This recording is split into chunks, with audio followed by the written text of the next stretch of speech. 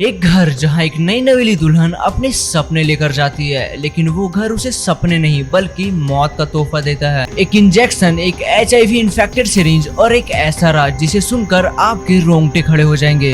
ये सिर्फ एक कहानी नहीं, ये एक वार्निंग है उन माँ बाप के लिए जो अपनी बेटी को एक अच्छा घर देख करके, एक बड़ी दौलत वाले घर देख करके विदा करते हैं। कहानी है सहारनपुर की एक दुल्हन की जिसे उसके अपने नहीं, उसे मौत से भी बदतर सजा दी।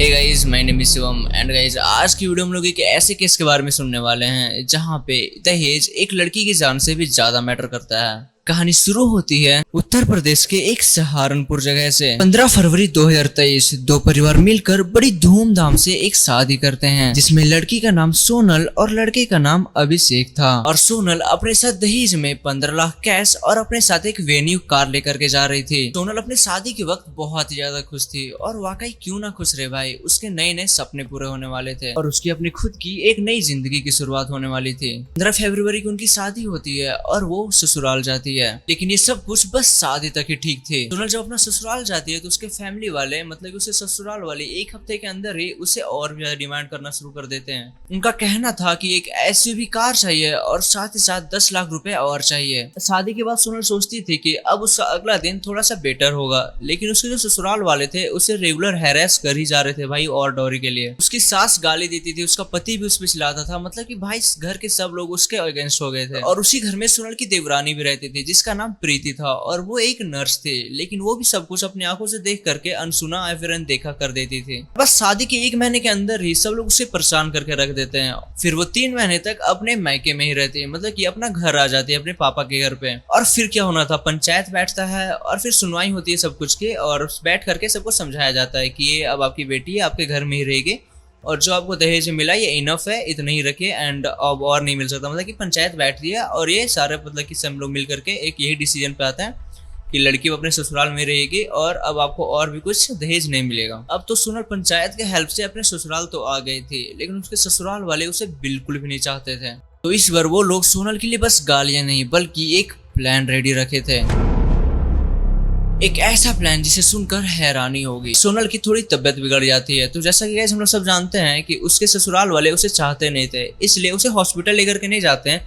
और जैसे कि मैंने आपको पहले बताया था कि प्रीति उसी घर में उसकी देवरानी नर्स थी, तो उसे घर पर ही उसे कुछ दवाई या फिर सिरिंज दे करके इंजेक्शन देकर ठीक करते थे। और उसकी देवरानी जो उसे इंजेक्शन देती थी वो HIV पॉजिटिव था, मतलब कि एक ऐसा सिरिंज जो HIV पॉजिटिव वाले पेशेंट में यूज हुआ हो, वही सिरिंज उठा करके हॉस्पिटल से लाती है और उसी को सोनल की बॉडी में इंजेक्ट कर देती है। और फिर कुछ दिन के बाद सोनल का रेगुलर तबियत खराब रहने लगा क्योंकि वो HIV पॉजिटिव वाला जो इंजेक्शन था उसके बॉडी में असर दिखाना शुरू कर दिया था। एंड गाइस, ये सुनकर आपको बिल्कुल विश्वास नहीं होगा, इतना होने के बाद भी, मतलब कि जब उसकी तबियत थोड़ी थोड़ी बिगड़ रही थी उसके बाद भी उसके ससुराल वाले हॉस्पिटल लेके नहीं ही जाते हैं। फिर सोनल का उसका सगा भाई उसके घर से आता है और उसे जा करके हॉस्पिटल में एडमिट करवाता है।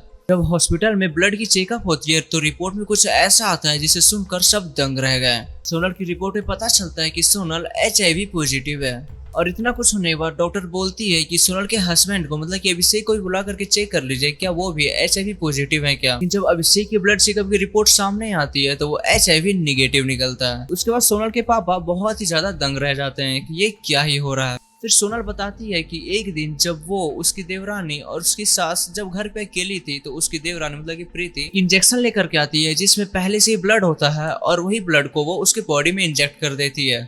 इतना कुछ कहने के बाद उसके पापा सब कुछ समझ जाते हैं। उसके बाद उसके पिता तुरंत पुलिस स्टेशन जाते हैं FIR लिखवाने के लिए, लेकिन पुलिस स्टेशन में कोई भी FIR लिखने को रेडी ही नहीं था। पुलिस लोग FIR नहीं लिखते हैं। उसके बाद उसके पापा हारने वाले नहीं थे, वो जाते हैं कोर्ट और जाके कोर्ट की हेल्प लेते हैं। और उसके बाद फाइनली 11 फरवरी 2025 में अदालत ने उसे ऑर्डर दिया FIR लिखने का और उनपे सेक्शन लगाए गए 307 attempt to murder, 498 domestic violence, 328 poison, infectious intent, 406 dowry fraud. और उसके बाद पूरे परिवार पे कार्रवाई शुरू हो जाती है। पुलिस सब FIR लिख चुकी है, लेकिन इन्वेस्टिगेशन इंडिया में इन्वेस्टिगेशन हमेशा स्लो ही होता है। और फोरेंसिक टीम वालों भी सिरिंज ढूंढने की कोशिश की, लेकिन इन्वेस्टिगेशन स्लो होने की वजह से सारे सबूत मिटा दिए गए हैं।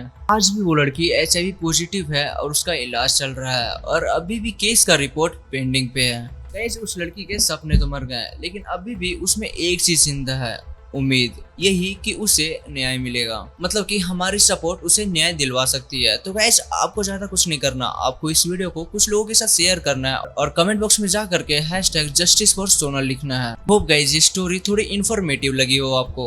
एंड गाइस अगर आपको ये केस थोड़ी इन्फॉर्मेटिव लगी हो तो डू सब्सक्राइब और गाइस एक लाइक कर देना। And if you guys interested in watching this kind of videos then go and check out my page.